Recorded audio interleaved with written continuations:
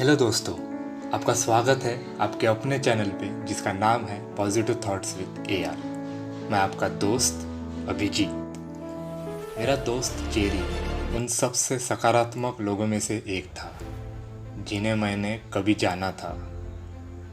वह हमेशा अच्छे मूड में था और हमेशा कुछ कहने के लिए प्रोत्साहित करता था।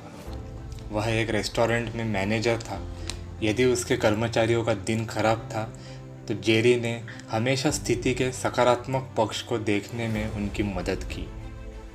जेरी के रवैये ने मुझे वास्तव में चकित कर दिया। इसलिए एक दिन मैंने उससे पूछा, आप हर समय इतना सकारात्मक कैसे हो सकते हैं? उसने जवाब दिया, आप देखते हैं, हर सुबह मैं खुद से कहता हूँ कि मेरे पास उस दिन के लिए 2 चॉइस है, अच्छे मूड में या बुरे में। मैं अच्छे को चुनता हूँ और जब कुछ गलत होता है तो मैं दुखी और क्रोधित हो सकता हूँ या मैं इसके बजाय उससे सीख सकता हूँ। मैं सीखने के लिए चुनता हूँ। इस प्रकार मैं जीवन का सकारात्मक पक्ष चुनता हूँ। मैंने कहा, यही इतना आसान नहीं है। उसने उत्तर दिया, हाँ यह है। जीवन सबके बारे में है। आप चुन सकते हैं कि लोग या परिस्थिति आपके मूड, आपके जीवन को कैसे प्रभावित करेंगे। एक सुबह जेरी ने रेस्टोरेंट के पिछले दरवाजे को खुला छोड़ दिया और 3 हथियारबंद लुटेरों द्वारा बंदूक की नोक पर उसे पकड़ लिया गया। उसने तिजोरी को खोलने की कोशिश की, लेकिन घबराहट के कारण उसके हाथ कांप गए और वह संयोजन से फिसल गया।